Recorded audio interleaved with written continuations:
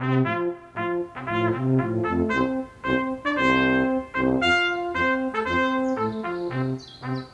I'm going on an expedition to look for a very rare creator. He's usually found kayaking through the oceans, running hundreds of kilometers. You would call this nothing less than glorious running. Eating licorice. Oh, it's good. He normally lives in Australia, but got some intel that he's been spotted around the hills of San Francisco. I'm gonna get up high to see if I can find him.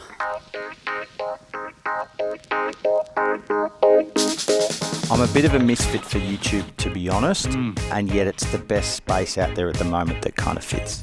That's Beau Miles, and I think being a misfit is one of his best qualities. He's got a background in documentary filmmaking, he's got a PhD in outdoor education, and the dude's storytelling chops are insane.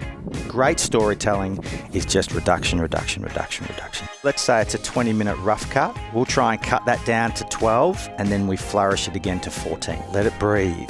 Beau's craft seems to be rooted in this constant search for a balance between a story's efficiency and its pacing. You got to trust your audience. Trusting your audience to think for themselves between your own thoughts is what great filmmaking is. I'm gonna help you with the landing. Speed ready. Son of a bitch. Beau Miles? Is that you? Nice to see you out here. Beau, Jack, I'm so excited did you about grow this beard for today? Yeah, I shaved last night, I thought that. and I figured I just wouldn't shave for 12 full hours so that I was nice and poofy for this morning. Very good. Yeah. How about you? Oh, I shaved only 2 or 3 hours ago, but Okay. yeah, it's not a competition. Wow. Watching your stuff, it feels like it should be on HBO or Netflix. And there's a lot of great stuff on YouTube. Not a lot of it feels like this. The setup for this film is that you're going to run 26 laps. You're going to do odd projects along the way. Where does that idea come from? Is that a Beau brainstorming session? I've got hundreds of scripts on a document that just all listed chronologically or alphabetically, I suppose they are. And they're anywhere between 20 words and 200 words with an idea, a key idea, like a synopsis. This idea came from my PhD. So I put on 5 or 8 kilos whilst doing my PhD during the years of 2015 to 17, that final write-up phase where you've just got to lock yourself in a room, finish a couple of 100,000 words and just get it out there, right? Meanwhile, I'm this indoor dude thinking, what the hell am I doing a PhD for, you idiot? I wanted to be outside, running around the place, fixing things. And so I just made the promise to myself, write 1,000 words, Beau, and get the hell out of here and just do a lap of the block. Just be a circuit breaker. And I did that, and that's when I thought, oh shit, I've got a perfect mile-long block. Why don't I do this more and then do it? So as soon as the PhD was done, I knew I'm going to run lots of these blocks and do stuff. Genius. Here we go. This is my block. It's a perfect mile. This is me, Beau. Nice beard, eh? And this is my barn, where I make things. I'm going to run 26 laps of my block in the next 24 hours. At least a mile an hour, which equals a marathon. The marathon provides a structure, where in between laps, I'll do as much as possible. Making things, odd jobs, cooking, fixing stuff. There's kind of no point, but there's lots of point to it as well, to do as much as possible. Okay, I want to pause there. We're 30 seconds in. It kicks off with drone shots. There's flyovers. We've got creamy, buttery, slow motion happening. It looks like it's 120 frames a second. It already is feeling really hi-fi. Plus the setup, even the way you're doing the cold open here, this first minute, feels like a TV show. Talk us through how you think about that first minute of a show that you're producing. Well, this is very much YouTube land. So I did my apprenticeship as trying to become a documentary maker. You know, I'd go off trekking or paddling base, really. My first 2 were paddling based. Did you shoot them yourself? Did you have a team following you? All self-shot. I haven't seen a shark yet. Bird's checking me out.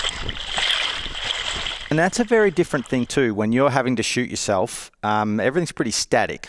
There's Beau moving through shot, but the camera's never really moving and it's all set up. It's very hard to do when you're traveling constantly, so it's lots of out and backs or it's bloody fake or whatever, you know, and it's just hard. And when was this? What years was this? 2000s. So before YouTube even existed. Absolutely. Yeah. So that's why I was late to YouTube, because I thought for the first 10 years of filmmaking that my pathway was to make okay documentaries that would be okay for my genre, which is adventure-y, paddly, whatever it is, and that then I'd be able to do something grand in that genre that would be picked up by TV, or TV was the holy grail then, Nat Geo or one of those sort of things, or just free-to-air TV.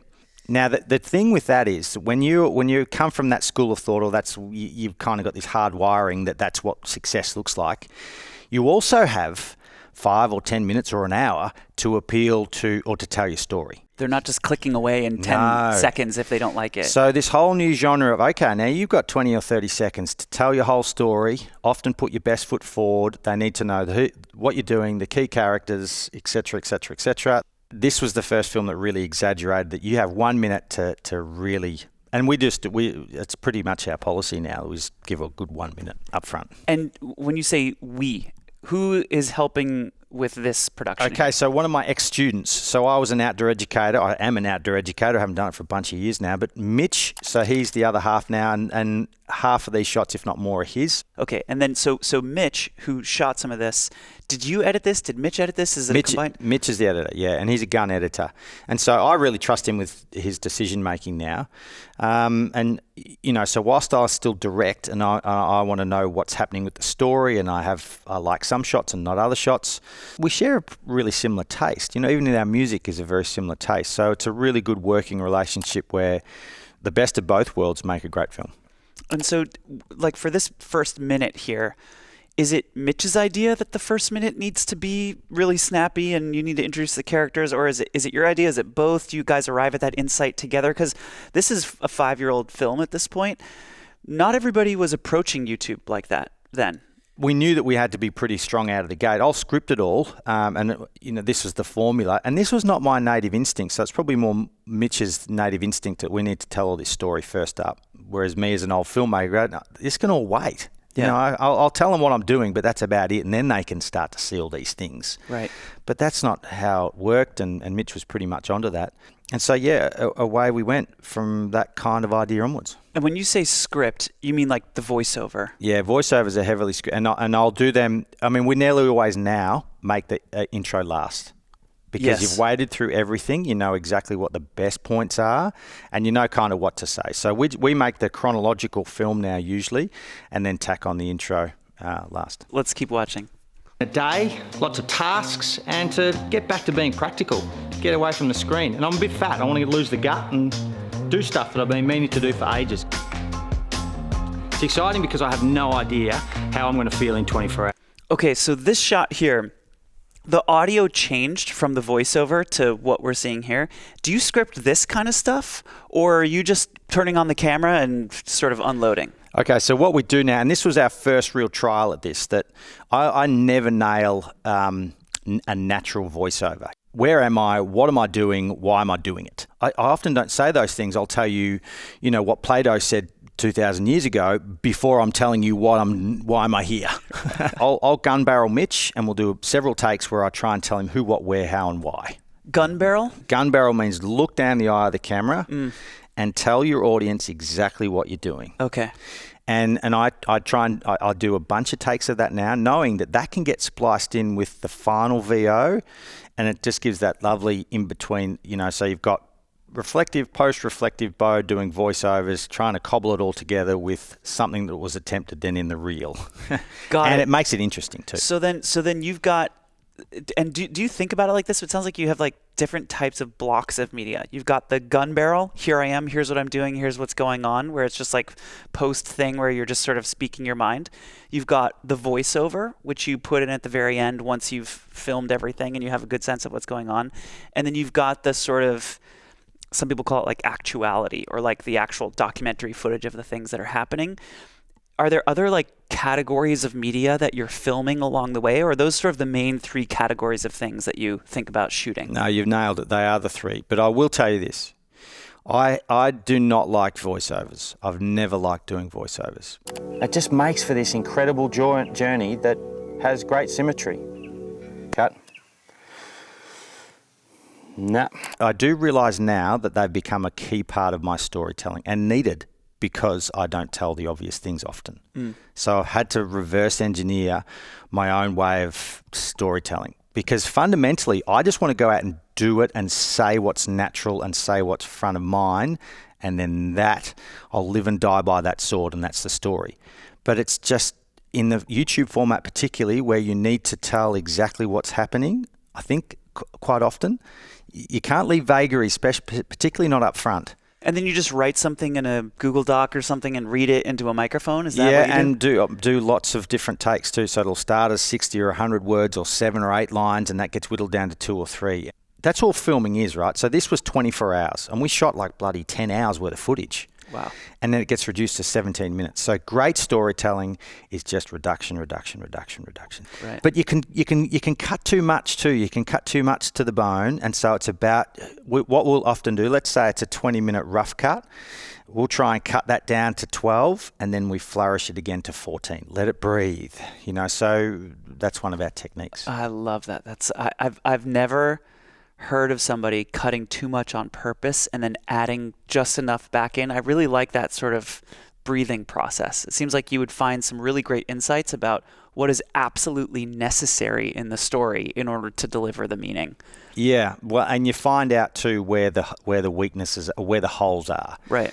A failing of my films is they're too narrative heavy. I think I still say too much. And so that's why I'm always thinking, cut my voice there, just have a shot of a bird or a mountain. We don't need to hear Beau bang on about that bird or a mountain. Just show the bird or the mountain. Yeah. So that's tricky. Yeah, my favorite saying about voiceover is, if you can do it without voiceover, do it. Yeah. And if you can't, then do voiceover. That's right. But if you can do it without it, don't use the voiceover. Yeah, some of my favourite moments within any of the filmmaking I've ever done is where I'm not talking from afar and adding that extra layer of introspection. Yeah. Just trust what took place. But of course, yeah, you want to get maximum eyeballs on this too, so you can't leave something that's vague. Why do you suppose that's what movies do, but we don't do that with YouTube videos? Why do we rely less on mystery for YouTube videos than we do with movies? 2 things, I think. First of all, the average YouTube watch time is 7 minutes 29, I think it is. And then that's for multiple viewings across multiple people's channels or whatever. So that's all people have got, right, on average, which is probably 3 minutes for some and 12 minutes for another. They don't have much time to hang around on YouTube. So you need to grab them. That story needs to be condensed. It needs to be A to B. It needs to be done. It needs to be way more packaged. It's more forced. A YouTube story is way more forced. Old Hollywood, that's where they've got their 2 to 3 hours of someone sitting in a seat because they've just paid $15 and a box of popcorn. They're there. Right? So me going back to voiceovers within the YouTube space is to try and, I don't know, kind of bridge the gap, because I'm still longer form too, right? So I'm 20, 25 minutes on average, a lot of my films. And so I still need to keep their attention for that length of time. So yeah, I'm beyond the average YouTube thing, so I need to keep up the voice. Makes sense. Let's keep going.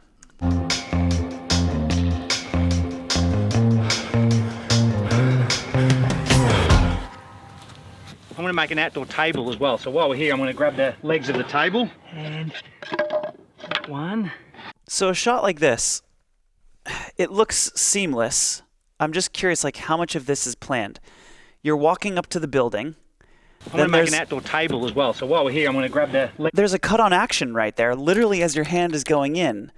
But I didn't see a camera in the previous shot. So is this, how much of this is like somebody following you, putting a camera, and like you're acting out getting the table legs, versus actuality where you're just building a table and someone's filming you doing it? This is all real time, and this is all happening. I didn't know I was going to go get those legs until 12 seconds earlier. I'm grabbing the thing.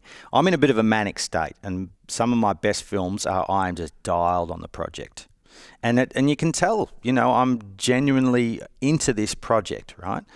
Some of my latest films, you can see that it's a bit more laborious and it's not quite as engaging for Beau, and then I have to reinvent that energy in the aftermath, in post.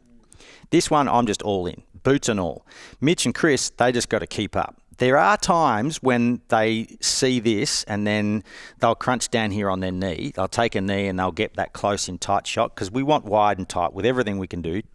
If you can, they might say, "Hey, Beau, can you do that again?" And I generally give them one take, and you better be on it. Get your focus right. I'm bloody moving on. So then does that mean that like while you're just in the zone and super inspired, are they just like rolling all the time, following you around basically? Yeah, I mean, they pick their moments because they know there's a lot of double up. The beauty of shoots like this too, I want to try and insulate how we shoot and how I tell stories by saying, okay, the beauty of this is that if you don't get it then, I'm going to be picking up wood in another way in 10 minutes time, and they know that too. So there's a lot of repeat. So yeah, and we're really good mates, all of us. They just say, "Beau, can you do that again?" Or "You can do that again?" I say, "Yeah, I'll probably be getting wood later on." Yeah, but that's just Mitch's fussy editing that you've picked up. He'll be stoked with that. Right. That's a good action cut right there. Legs of the table. And one. How's it going? You working up a sweat? Okay, so what about like a moment like that? Like it feels so happenstance, but the camera's rolling. It's there. Like, did you know she was gonna pop out? How does that? Is this pre-thought out? It's totally as it's happening. Helen's great talent, so I'm always trying to drag her into the film shoot. But she's a nosy Nelly, so she just put the window up and said, "What's going on, love? You're banging around out there with some wood," you know. And Mitch is really good. He'll shove a camera in her face, and she's unbashful about that, and away we go. Okay, so what I'm getting so far is like, this is pretty documentary, run and gun. Like you're not planning shots. Absolutely. You're just shooting the day. Yep. And Mitch is really good at capturing the day and capturing the moment. Yep. Yeah. That's what I like to see. I thought I pulled this out of an old school. Actually, it still exists, the school. Yeah. In a dumpster. And I thought, as soon as I pulled it out, I thought, that's a good paddle shaft. Cool, huh? Well, how far have you run already? 4.8 Ks. 3 laps. Just a casual 3 miles. Yeah.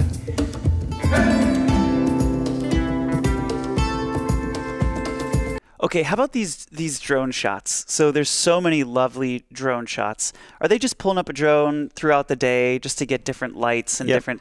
Okay. Yep. And Mitch does that. That's not an additional person. No, sometimes these days we will do pick-up shots the day after or 2 days after, whenever the weather's right the next time. And I'll always, I always keep what I've worn in the shoots just, sitting there getting gross in the shed, waiting for the shoot to be fully wrapped, and we're happy with all of our shots. But this was all real. This was all no worries. And that's, again, the beauty. 24 hours, you got plenty of cracks at the cherry here. I'm doing another lap in 50 minutes time, guys. Just bang it up then, How much are you thinking about the camera and the shots as you're doing all this stuff? Is that in your mind at all, or are you just doing the things? Some shoots rather, I am cognizant of what is going to make a great shot. But the more I'm engaged with whatever it is, and this was a really complex, quite kind of simple actually, in that all I'm doing is I'm just bloody running and doing as many things. It was quite very simple actually, but because it's so all-consuming for me, and I trust Mitch and Chris, I know they're going to shoot the lights out. So there were very few moments in this entire shoot where I thought, oh, those guys probably haven't got that shot, or they've missed an opportunity there. They know that. They're reviewing their footage as they go. They know through their viewfinders if they've nailed it, and if they didn't, they'll get it on the next lap. Yep. So. I very rarely do I question it these days, other than when I see something that's an awesome focus pull. Or if I'm super inspired, I'll say, hey guys, get this, through that whatever, But otherwise, I don't give much live direction at all. Who else is on the team? So it's Mitch and you and who? We're the core, and then, I've got a sort of an evolving team. We've had a producer, Jodie, who's done a lot of our admin and some of our rough cutting before. She's gone back to teaching, but we've got Lucy, who does a whole bunch of editing for us, Pat, who does our socials and our vertical stuff now recently, and then Chris and Brett, who are our go-to camera crew. And is Lucy doing long-form editing? She is. Yeah, she's doing her apprenticeship at the moment. I mean, she's a gun editor. She edits, but it's very personal what Mitch and I do. We've got a really good working relationship, and he gets Beau. And so if you're going to work in our little cluster of team, you kind of got to get Beau how he thinks too. And then it just makes our editing and direction to get to the final product a lot easier. So yeah, she's going through that. So is she collaborating with Mitch on the same projects, or do you give her a whole film and she's working that out while Mitch is doing a different film? How do they work together? It's a big fat teething problem at the moment, and it's a good problem to have. But how it works is that I'll work with Lucy for the rough cut and the mid cut sort of stage, and then we'll hand it over to Mitch and me. And what sort of feedback do you give Mitch? Are you giving feedback about frames and this cut needs to be a little shorter? How do you give me an example of you watch a film, what's a piece of feedback you would give Mitch, and how do you give that feedback? What I tend to want, being old school, I want more breath in everything. I want more pauses, more nature shots, less of Beau. I want way less of Beau, and I want way less Beau talking. But we've also just got to keep the cadence up. Okay, what about a shot like that? It's such a smooth tracking shot. Is he setting up a dolly in the middle of the day? Is he doing that with his hands? How are you getting shots like that? That's actually Chris's shot, I think, with either a skateboard or a little doll. Yeah, it was a little thing on wheels. Do you like gear? Are you thinking about gear and buying gear and obsessing over gear? Is he doing that? How do you do that? He's more gear orientated than I am, which is good because I'm not. I want automated nowadays because I'm in front of the camera as well, and I just want to get on with the business at hand and not make myself look pretty or in focus. I just want the bloody camera to do it for me if I've just paid $3,000. But I understand too why I need to be technically minded, and it's my biggest failing as a filmmaker is that I'm still just trying to get that, and my concentration is still on what's happening in the story and less about how good the shot is. I've said this to you earlier, but you call it your biggest failing. I think that's your strength as a creator and as a filmmaker, is that you are so focused on the thing that you're doing. We can't help but be engaged by your enthusiasm and passion for what it is that you're making. So I don't know, I think that sort of tunnel vision is actually one of the attractive things about watching your films. It's just really exciting to see somebody who's that into what they're doing. Thanks, mate. It's good editing too, though, because there's a bloody lot of fat in between all of this stuff. If you watch it in real life, it's often pretty laborious. So that's the artfulness of it. Is this thing at 17 minutes is a really engaging project. If this was 30 or 35, and we could have made it that, you're probably losing a bloody lot of your audience, and you've just been overindulgent with your beats. If it was in 12 minutes, you've probably lost some of these lovely essences where you get to think for yourself and where you put together your own narrative in between Beau's narrative, and that's very important. Trusting your audience to think for themselves between your own thoughts is what great filmmaking is, and they're always the tensions that I'm trying to wrestle with. That's such an amazing insight. I feel like assuming that your audience is smart is, if you assume your audience is stupid, people feel that. It's almost like insulting. Sometimes I'm watching a film and I can tell the filmmaker doesn't know that I can keep up with them, and it makes me want to click away because I'm like, this person's going to spoon feed me stuff, and I want somebody who respects me as a viewer a bit more. You can sort of tell when the filmmaker trusts you as an audience member and assumes that you're smart versus assuming that you don't get it. Yeah, and people often draw things out of moments that I've left or given way more than I would in a sense, and or it's different for the next person, and that's just as valuable. They just need to create their own story amongst yours. So that's tricky. You got to trust your audience. Bloody oath, yeah. Yep.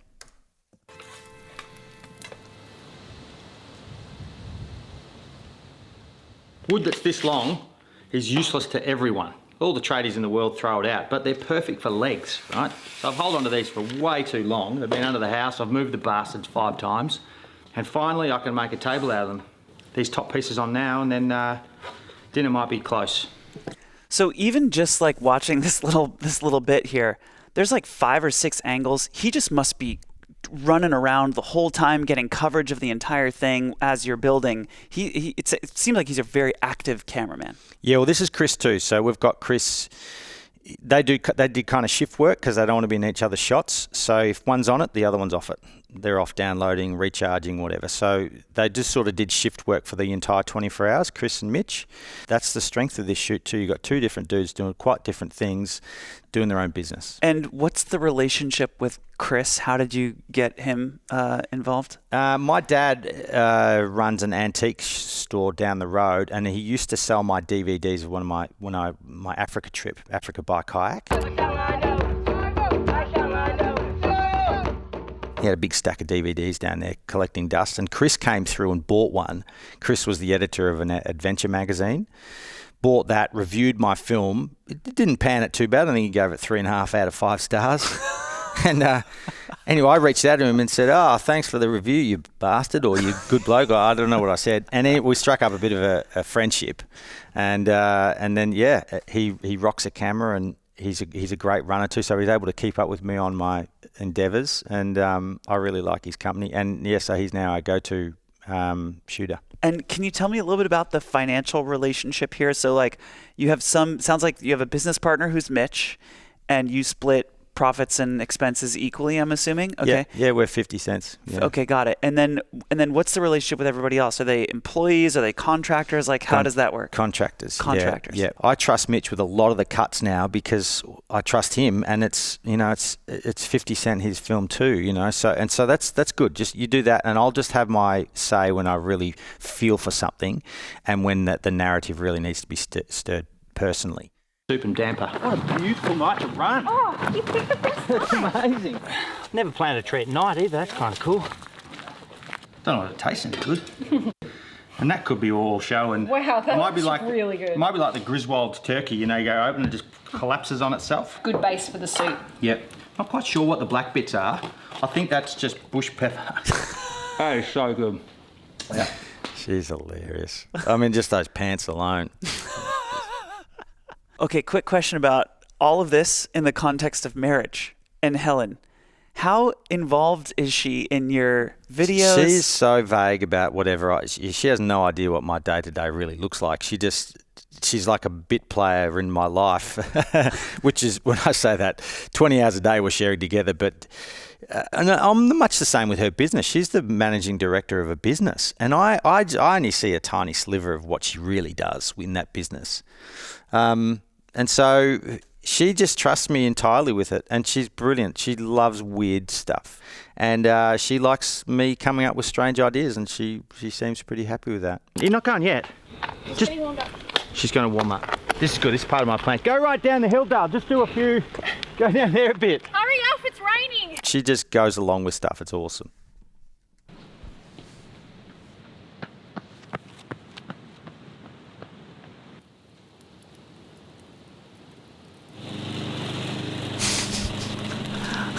I love that when that sound comes in. It's such a great moment.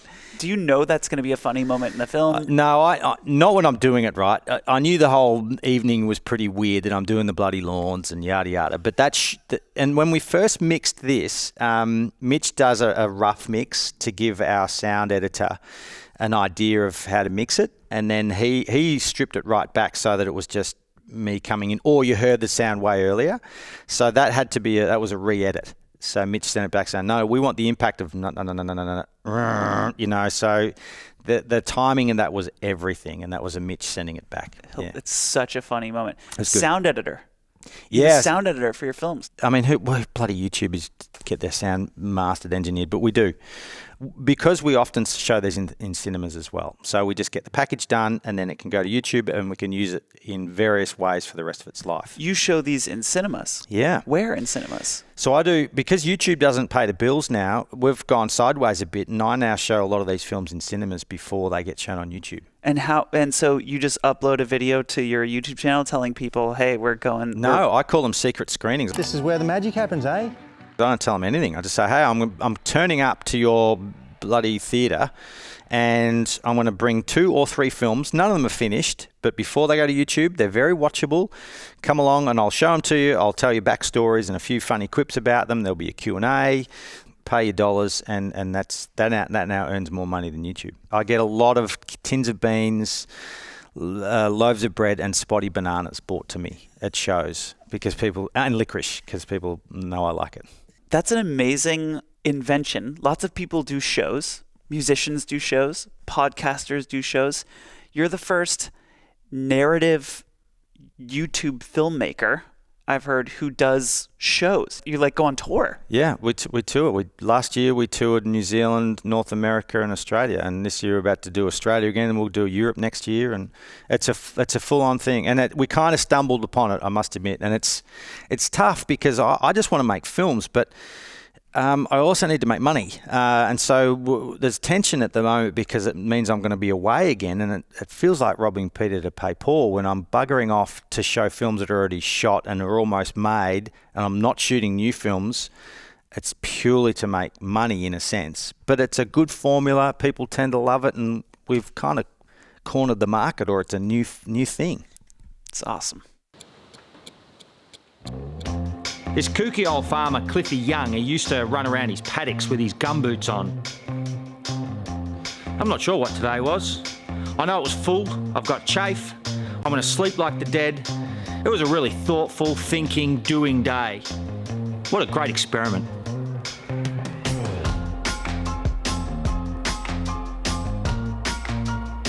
You have credits at the end of your films. We don't anymore.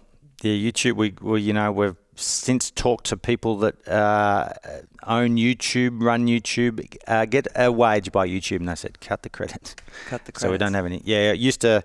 We have awesome viewership, and then it just dropped like a stone, of course.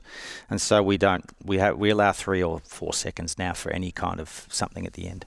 Does that a decision like that? Do you struggle with a decision like that? There was a moment where I thought, bugger that, stuff it. Are we really doing ourselves that much of a favour? And they say, no, they can either continue watching one of your films that you'll put right at the back of it on a recommendation, or they'll get flicked to someone else, or they'll remove themselves from this which is more than likely, I'm done there, so they'll go to whatever it is they want to watch next. And so this is the hangover of documentary making, when you give everyone their time in lights. The trouble is people deserve that too. So, okay, we're no longer that now. We really are shifting towards this YouTube space where it becomes a little more faceless and it's driven by the mighty second, One thing, a framing that I heard once that was really interesting to me was cognitive flexibility. It's like the ability to change your mind and adapt based on new information. And just in talking to you, it seems like you have a lot of cognitive flexibility. You're not in a rut. You're not you haven't carved these grooves in your mind that you just keep doing over and over again. You learn things and you change, you cut the credits, you do something else. It just seems like you're so good at learning and adapting as you go. Well, that's kind of you to say that. I think in some things that's true, but I think for the most part, I think I'm probably still a bit habitual with some things, which is why I think I'm not a really great natural fit for YouTube. I'd like to be more of an experimenter now, but I'm part of a small team too. So I'm happy to be the middle ground because I think that's a better decision-making process that way. But otherwise, I'd probably make a lot more rash, cut it off and go sideways. What's the next few years look like for you? And I'm not sure, Jack, in that, I got to tell you, I thought I'd be more successful at YouTube by now. I thought that more successful than this? Yeah, and maybe that's the ego thing, but I'm wildly ambitious because I thought that, all right, I'm pretty good at telling stories, and if I could just do more, and if I increase the critical mass, there'll be an exponential growth. It has not been an exponential growth. It has been based on uploads, so it does this, and it's pretty slow. The ones that have a bit of a sharper curve, you try and do more of those, but that doesn't, sometimes that's a bit more off-brand and a bit too more forced. But I thought I'd have a lot more. I thought I'd be able to live off YouTube right now with me and a couple of others. Would you describe yourself as happy? Do you like making videos and building an audience and putting them out online and going on tour and doing what you do? Yeah, well, it's an excellent question. That is the question right now in my phase of life. 44 years old. Busy parent, run ragged a bit. I'm at the point of burnout with this because of the relentlessness of it. And it's not just YouTube, it's just the life mix, Happiness, I think, is massively overrated. I'm searching for meaning. I'm wondering on the point to all of this because there's plenty of ego wrapped up in it as well as finances. You know, my whole bloody business model is built around the brand of Beau. Now, that's probably a big problem in the long term. And so there needs to be some compromises that makes it perhaps not just as much about Beau. It's funny because this film in particular, if you read the comments, the feeling of meaning and purpose that you're giving to your audience in this film is undeniable. And as a viewer, I watch this film, I want to fucking get off my butt and go do a bunch of stuff and be productive. And like, it's hard to watch you accomplish so much in a day and to not feel unlocked as a person. Like that's my feeling when I watch this is I'm like, I feel unlocked. I feel like I can do anything. It's a very empowering feeling. So it certainly seems like you're giving a sense of purpose to the people who are watching your work. Well, that's really cool. It's a somewhat of a byproduct. I never set out to be that or do that. But the fact that that happens is excellent. Now, I have recognized that. And so I try and play on positivity because it's easier for me too. If I'm just a positive bastard about doing things, then it rubs off better for the story and I'm happy doing it, you know. Because there's certainly plenty of times I get to the start line of a filming project and thought, this is going to be hard work. Why have I chosen this? You know, be careful what you wish for, Beau, with these ideas. But then everyone's there and it's dawn, you've just got to crack on, don't you? You know, so being more positive on projects is just a path of least resistance because I know it's going to be an easier edit, it's going to be more liked, and I'm probably going to have a better day. From my perspective, I know millions of your fans, we see this and it's very meaningful to us. So thank you for making this and doing what you do. And thank you for being here and thank you for going paragliding with me. Thank you, Jack. It was fun. Thanks for I did a bloody solo flight because you bootlegged and you made it happen. You did a great flight. Well, I did a couple of dodgy flights, but that's okay. We need a couple of dodgy flights to have a couple of good Everybody ones. lands on their ass in the first flight. Thanks for having me, man. Thank you for coming here. And if you want to see Beau and me paragliding together, go check out Beau's film that he just uploaded on his channel, and you can watch us paraglide, and you can watch Beau have his first solo flight paragliding.